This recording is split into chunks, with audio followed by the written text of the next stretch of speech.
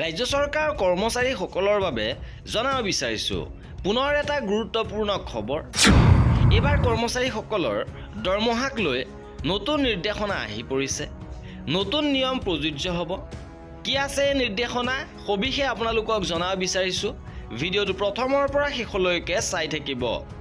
শেহতীয়াভাৱে 18 নৱেম্বৰ তাৰিখে অসম চৰকাৰৰ একাউণ্ট আৰু ট্ৰেজাৰী সঞ্চালকালয় কাৰ্যালয়ৰ ফালৰ পৰা এই পত্ৰখন প্ৰেৰণ কৰিছে সকলো কোষাগাৰ বিষয়ালৈ। আৰু ইয়াৰ বিষয় হৈছে NPSৰ অৱদান কৰ্তনৰ বাবে PPNৰ সলনি PRANৰ ব্যৱহাৰ।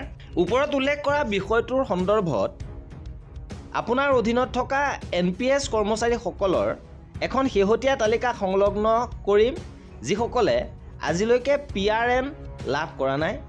পুনৰ কোৱা হৈছে যে ইয়াত উল্লেখ কৰা নিৰ্দেশনা অনুসৰি ৰাষ্ট্ৰীয় পেন্সন ব্যৱস্থা NPSৰ অধীনত CRA আবণ্টন দিয়া স্থায়ী অৱসৰ একাউণ্ট নম্বৰ PRNে একমাত্ৰ ৰেফাৰেন্স নম্বৰ হিচাপে কাম কৰিব। কৰ্মচাৰী আৰু নিয়োগকৰ্তা উভয়ৰে বৰঙণি কৰ্তন আৰু NPSলৈ প্ৰেৰণ কৰা। সেয়েহে আপুনি সংশ্লিষ্ট DDOসমূহৰ সৈতে আনুষ্ঠানিক পত্ৰৰ জৰিয়তে যোগাযোগ কৰি তাৎক্ষণিক ব্যৱস্থা ল'বলৈ অনুৰোধ কৰা হৈছে। নিশ্চিত কৰক যে পলম নোহোৱাকৈ তালিকাভুক্ত সকলো কৰ্মচাৰীক PRN আবণ্টন দিয়া হয় আৰু ভৱিষ্যতৰ সকলো NPS লেনদেন দৰমহা প্ৰদানৰ বাবে আবণ্টিত PRN ব্যৱহাৰ কৰি প্ৰক্ৰিয়াকৰণ কৰা হয়।